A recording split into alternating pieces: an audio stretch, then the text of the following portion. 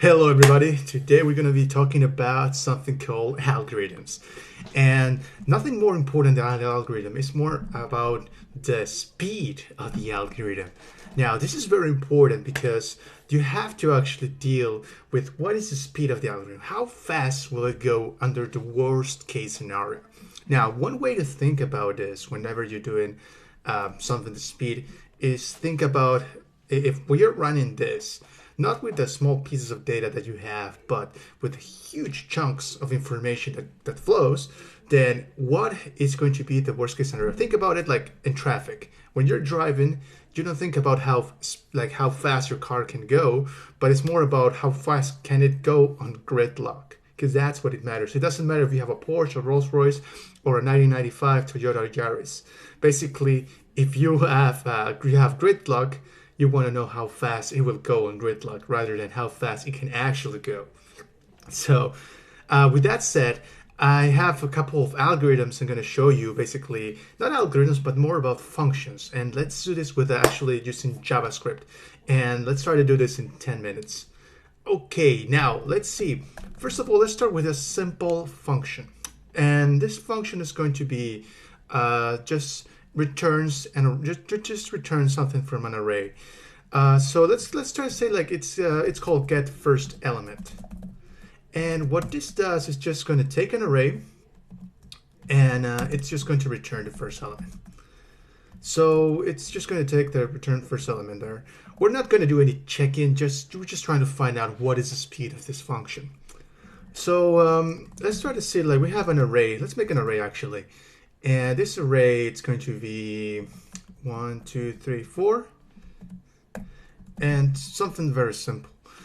Now, we're not going to run this function here, but I'm going to show you how you can actually do this, how you can measure the speed of things without even running the function, which is actually pretty cool. And now let's find out what is the worst case scenario of this. Now, does it matter if the array is 4 elements or 5 elements? Like, okay, does it matter if it's even a million elements? Let's think about this for a second. The only thing that's going to do is going to get the first element of the array. That's it. That's all you need to know. So with that being said, it's just going to take one element. So it's one step, one thing that it's doing. Just get and return it. So it's just one element. And it doesn't matter if it's a huge array again. It just makes sense that it's just going to take only the first one of any array. So this is going to be just one step. Now, what's the worst case scenario of this? How many steps does it need to take? The speed of the speed of this. How many steps does it need to take in order to actually get this function? So it actually would be just one again. That's the worst case scenario. But there's a notation that we use whenever we try to say this is the worst case scenario, and that's called big O. So this is going to be one step, and that's the steps I need to take. And that therefore, as this approaches infinity, it basically means the worst case scenario, it's going to be 1. Now, whoops, there we go. Now, let's do a second function. And this function would be a more complicated, but this is going to be get print all elements and of an array. Now all of this is going to do is just print every single element of the array. Now let's see, I just want to do a console log, so let's do like it's going to take an A and then a for each, and don't worry about this for each, it's just basically it's a for loop.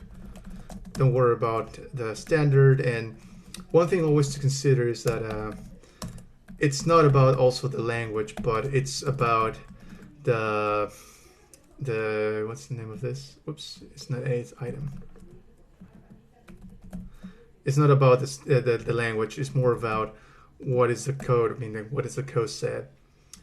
Okay, so now let's think about this for a second. We have a function that it's going to print every single element.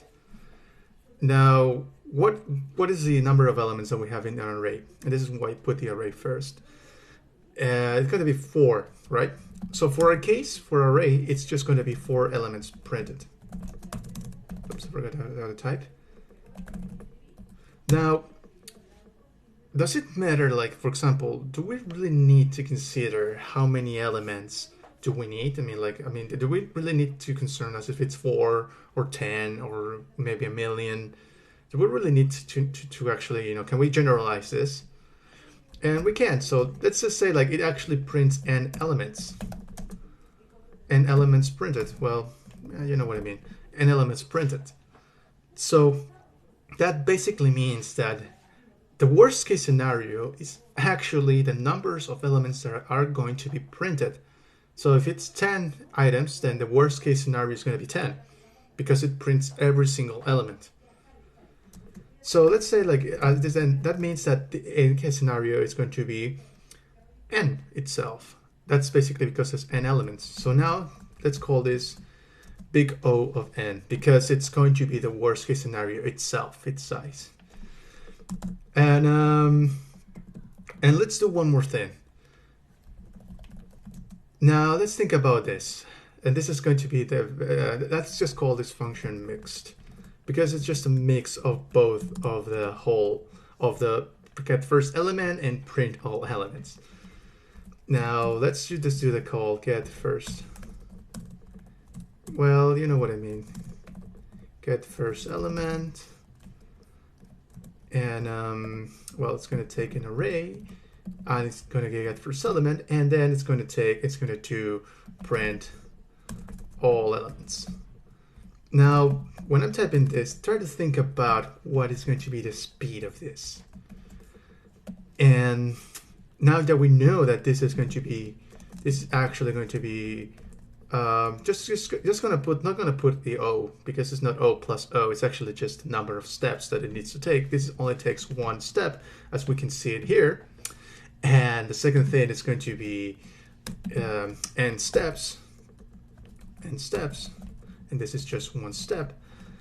Then we know that the number of steps that this function needs to take, it's going to be 1 plus n. But think about this for a second. You're in gridlock. You're in the traffic. You're in basically like have a bunch of like infinite cars around you. Does it really matter if one more car appears? I mean, like, it does it really count? I mean, if it's 10 cars, then yes, it counts because it's like 10% more. But if it's a billion, if it's a trillion more, does it really matter? It actually no, because it basically, like, as it approaches infinity, the number of constants, basically the number of this number, I mean, like small numbers, will not matter at all. The change will be minimal.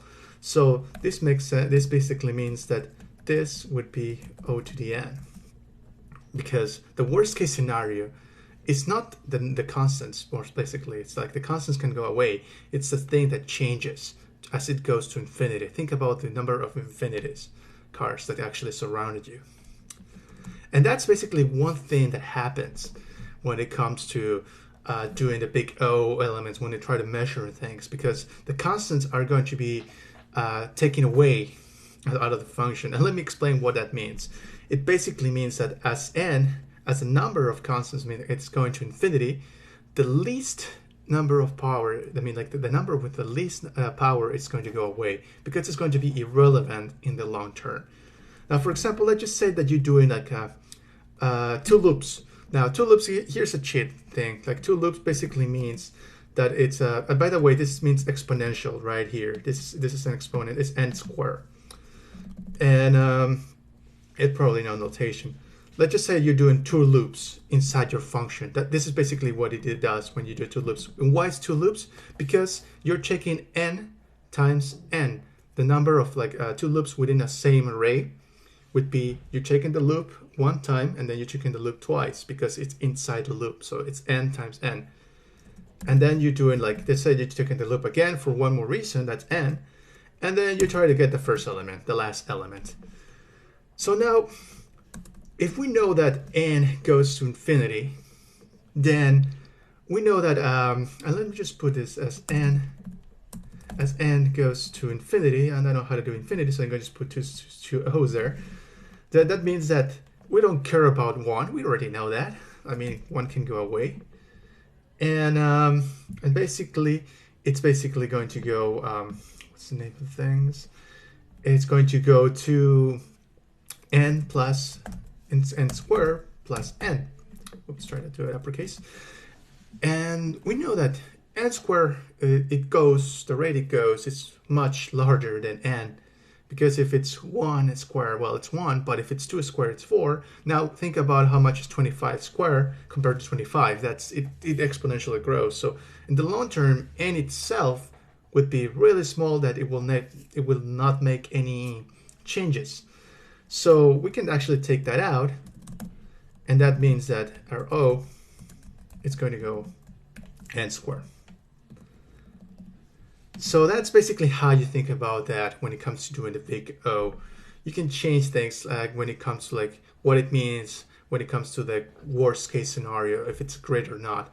Now, here's a test I want you guys to do, and you can put the results in the comments. And this is going to be, now what happens if you have n, and then you do in a loop, that's just one loop, and now you're trying to do, let's say you actually check half of n, so that means like you're doing only half, you're just cutting it by half, and just say everything above the median, that may be a loop, and divided by 2, and then you try to do, let's see, actually that's a good thing, and then plus 5. What would be the result of this? And try to go to your knowledge. What does it really, what is your step-by-step process when it comes to doing this? If you guys have any questions about it, I'll put it in the comments. I will actually read all of them. So thank you very much for watching. This was Big O in like 10 minutes, or actually more than 10 minutes, but I try to keep it to 10 minutes. And if you have any requests regarding Big O, or like what algorithms are, there's so many algorithms out there, and you want to know what is the speed of them, or how to measure that, or even know something called time complexity, then or space complexity too, then let me know in the comments, and I'll get you back and write on that. I'll get you back in that. I don't know how to speak now. Okay, so I'll see you guys next time. Take care.